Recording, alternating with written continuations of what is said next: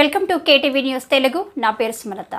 నిర్మల్ జిల్లా తానూరు మండలంలోని కేజీబీవీ సందర్శించి ఎస్ఎస్సీ విద్యార్థులతో DEO doctor A Ravinder Reddy సంభాషించి విలువైన అధ్యయన పద్ధతులు సూచనలతో వారిని చైతన్యపరిచారు.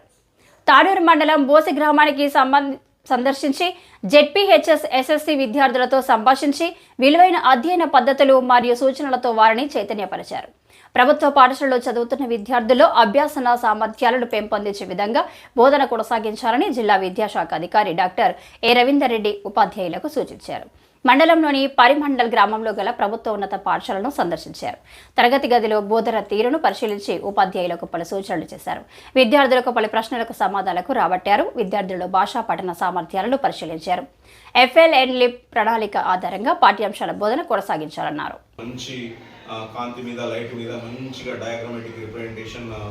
వందనా మేడం శిష్యులు ఉంటారు, కొంతమంది హిందీ బాగా మాట్లాడతారు, ఎందుకంటే మరాఠీ ఇన్ఫ్లుయెన్స్ ఉంటుంది కాబట్టి. కొంతమంది బయో ఎవాల్యుయేట్ చేసుకోవాలి, సెల్ఫ్ జడ్జ్మెంట్ చేసుకోవాలి, ఒక ఆత్మపరిశీలన చేసుకోవాలి, ఆత్మావలోకనం చేసుకొని ఏం చేస్తే ఏ సబ్జెక్ట్ అయితే వీక్ ఉన్నామో అది మా ఫ్రెండ్స్తో కూర్చొని డిస్కస్ చేయాలి. టీచర్ను మళ్ళీ ఒకసారి అడగాలి. దీనికి ఒక చిన్న నేను టెక్నిక్ చెప్తాను. పీర్ టీచింగ్ అని ఉంటుంది.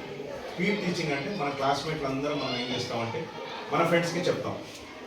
మనం ఏదైతే మ్యాథమెటిక్స్లో ఒకరు మంచి ఎక్సర్సైజ్లో ఒక 15 మ్యాథమెటిక్స్ ప్రాబ్లమ్స్ ఉంటాయి. ఒక రోజు ముందు మంచిగా ప్రిపేర్ అయ్యి మన ఫ్రెండ్స్కి చెప్పాలి. చెప్పడం వల్ల ఏమవుతుంది, మనం ఒక 2-3 గంటల ఎక్సర్సైజ్ ప్రిపేర్ అవుతాం. బాగా స్టెప్స్ అన్నీ కూడా ప్రిపేర్ అయ్యాక ఫస్ట్ క్లాస్ మనకి చెప్పేటప్పుడు మన కాలు చేతులు వస్తాయి, మనకు భయం అవుతుంది, చెమటలు పడుతుంది, కడుపు నొప్పి వేసినట్టు అవుతుంది. అయినా భయపడదు. మేము కూడా కొత్తగా ప్రొఫెషన్కి వచ్చినప్పుడు క్లాసులో 3 గంటలు 4 గంటలు ప్రిపేర్ అయ్యి వచ్చింది కూడా అర్ధ గంటల అయిపోయాయి.